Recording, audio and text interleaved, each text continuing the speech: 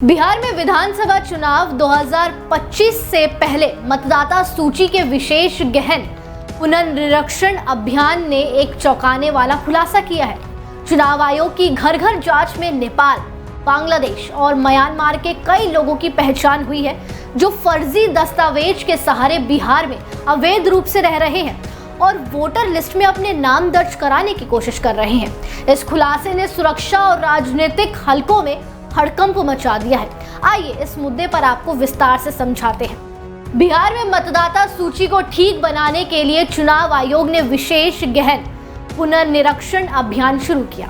इस दौरान booth level ऑफिसरों ने घर घर जाकर सत्यापन किया, जिसमें बड़ी संख्या में विदेशी नागरिकों के नाम सामने आए। सूत्रों के मुताबिक नेपाल, बांग्लादेश और म्यांमार के लोग न केवल वोटर आईडी बल्कि आधार कार्ड, राशन कार्ड, निवास प्रमाण पत्र जैसे दस्तावेज में बिहार में रह रहे हैं। खासकर सीमांचल क्षेत्र जैसे किशनगंज, अरिया, कटिहार, पूर्णिया में ये समस्या ज्यादा है, जहां जनसांख्यिकी में बदलाव शिकायतें पहले से ही आ रही हैं। चुनाव आयोग ने 1 अगस्त 30 अगस्त 2025 तक इन संदिग्ध नामों की गहन जांच के ऐलान किए हैं। यदि दस्तावेज गलत पाए गए तो 30 सितंबर 2025 को प्रकाशित होने वाली अंतिम मतदाता सूची से इनके नाम हटा दिए जाएंगे। किशनगंज में जुलाई 2025 के पहले हफ्ते में ही 2 लाख से अधिक और मुजफ्फरपुर में 1 लाख स्थायी निवासीय प्रमाण पत्र के आवेदन आए हैं, जिनमें से कई लोग संदिग्ध हैं। बिहार के उप मुख्यमंत्री सम्राट चौधरी ने इसे जांच एजेंसियों के लिए एक बड़ी चुनौती करार दिया है। उप मुख्यमंत्री सम्राट चौधरी ने कहा है कि सीमांचल में बांग्लादेशी, रोहिंग्या घुसपैठ कोई नई बात नहीं है। ये लोग फर्जी दस्तावेजों के जरिए वोटर लिस्ट में नाम दर्ज कराने की साजिश कर रहे हैं। केंद्र और राज्य सरकार इन पर गंभीरता से काम कर रही है। चुनाव आयोग का कहना है कि संविधान के अनुच्छेद 326 के तहत केवल भारतीय नागरिक ही मतदाता बन सकते हैं।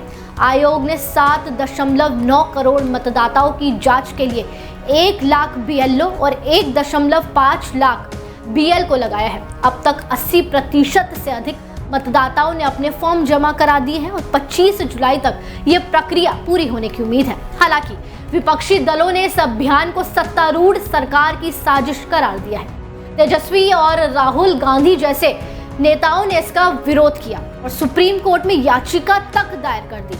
सुप्रीम कोर्ट ने स्पष्ट किया कि वह संवैधानिक संस्था के काम में दखल नहीं देगा, लेकिन प्रक्रिया के टाइम पर सुप्रीम कोर्ट ने जरूर सवाल उठाए। ऐसे ही विपक्षी नेता तेजस्वी यादव ने कहा कि चुनाव आयोग सूत्रों के हवाले से खबरें प्लांट करवा रहा है। ये गरीबों और वंचितों के वोटिंग अधिकार छीनने की साजिश है।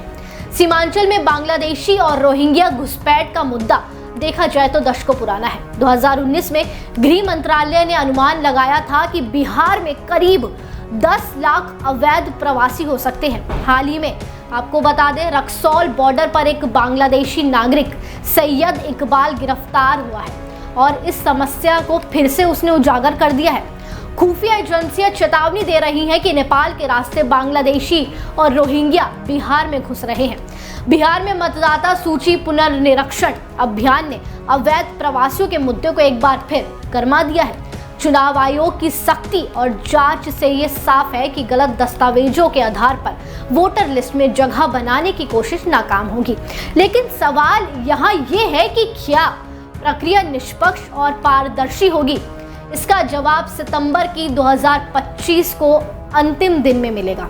अंतिम मतदाता सूची के प्रकाशन के बाद ही मिलेगा। तब तक इस मुद्दे पर राजनीतिक घमासान और जांच का सिलसिला ऐसे ही जारी है। लेकिन इस खबर को लेकर आपकी क्या राय है, हमें कमेंट सेक्शन में जरूर बताएं और इसी तरह जुड़े रहिए डेली 24 भारत के साथ।